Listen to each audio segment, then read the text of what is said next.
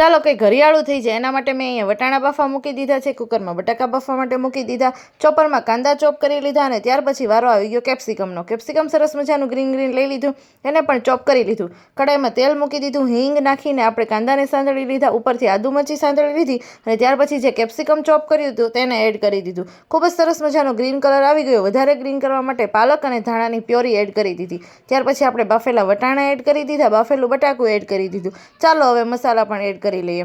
મસાલામાં સૌથી પહેલાં ધાણા જીરું પાવડર એડ કરી દીધું, મીઠું સ્વાદ પ્રમાણે એડ કરી દીધું, પાઉંભાજીનો મસાલો એડ કરી દીધું. બધી વસ્તુને ખૂબ જ સારી રીતે અહીંયા મિક્સ કરી લીધું છે.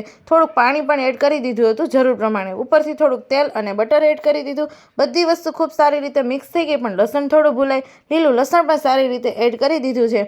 અને આ મારી લીલી ભાજી બનીને રેડી થઈ ગઈ છે. ઉપરથી લીંબુ એડ કરીને સર્વ પણ કરી દીધું. આજે મેં રોટલી સાથે સર્વ કર્યું છે, પાઉં નથી લીધા. જય શ્રી કૃષ્ણ.